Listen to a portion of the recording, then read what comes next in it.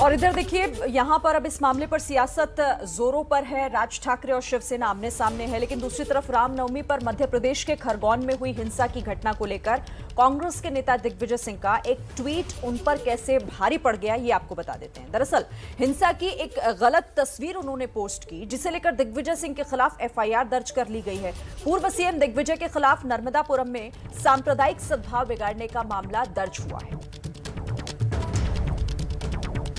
तो जुलूस में बवाल का एक गलत वीडियो पोस्ट करने का आरोप है उन पर। दिग्विजय सिंह की मुश्किलें इस मामले में बढ़ सकती हैं। मामला दर्ज हो चुका है, केस दर्ज हो चुका है कि एक बवाल का गलत वीडियो उन्होंने पोस्ट किया, जिसकी वजह से ये मामला और भी ज्यादा बिगड़ सकता था। जुलूस में बवाल का आरोप लगाते हुए एक वीडियो दिग्विजय सिंह ने पोस्ट किया, जिस पर अब वो विरोधियों के निशाने पर तो हैं ही, कांग्रेस में भी उनको लेकर अब आवाजें उठना शुरू हो गई हैं।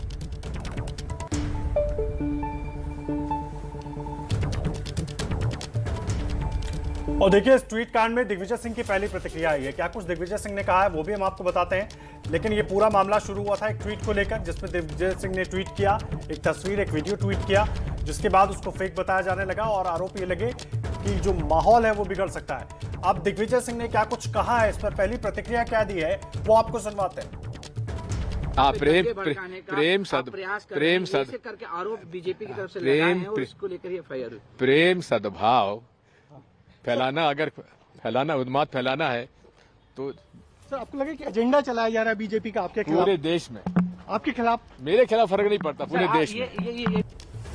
तो प्रेम सद्भाव फैलाना क्या गलत है, इस पर प्रतिक्रिया उन्होंने पहली बार दी है मामला दर्ज होने के बाद। ब्रजेश राजपूत हमारे संवाददाता जुड़ गए हैं, आप सीधे उनका रुख कर लेते हैं इस खबर पर बातचीत करने के लिए। ब्रजेश, इस मामले में आप सफाई दे रहे हैं, एक अलग तरीके का बयान देकर चले गए कि प्रेम और सद्भाव फैला रहा था मैं तो, लेकिन देखिए मुश्किलें तो बढ़ेंगी यहाँ, क्योंकि अब उनके खिलाफ कांग्रेस के भीतर से भी आवाज उठ रही है।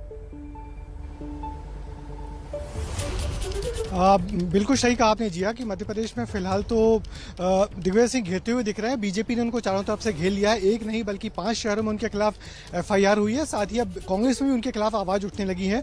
कांग्रेस के एक परासिया के विधायक ने कहा है कि दिग्विजय सिंह यदि कुछ ट्वीट करते हैं उसका तथ्य देना चाहिए। हमने जब दिग्विजय सिंह से ये सवाल किया कि आपके खिलाफ 5 जगहों पर एफआईआर दर्ज हो गई, तो क्या कहेंगे आप? तो उनका यही कहना था कि प्रेम सद्भाव की बात मैं कर रहा हूँ, इसके खिलाफ मेरे खिलाफ देश में कई जगह पे लाख एफआईआर हो जाए, मुझे कोई फर्क नहीं पड़ेगा। मगर हमने उनसे पूछा कि आपने तो फोटो गलत ट्वीट की थी, तो उनका कहना था कि नहीं, वो फोटो गलत थी तो मैंने उसे हटा लिया था। मगर फिर उन्होंने कहा कि पर मुझे ये बताइए कि उस फोटो में गलत क्या था।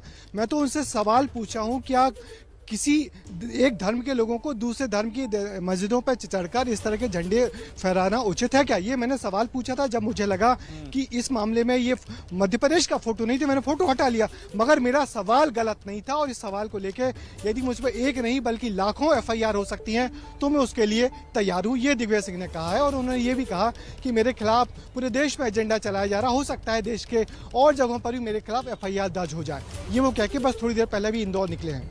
जी, आप नजर बनाकर रखिए ब्रजेश, लगातार आपसे जानकारी लेते रहेंगे, क्योंकि जिस तरह से ये बयानबाजी अब शुरू हुई है और मामले दर्ज हुए हैं, क्या कुछ आगे राजनीतिक बयानबाजी और होती है उससे भी आपको अपडेट करते रहेंगे।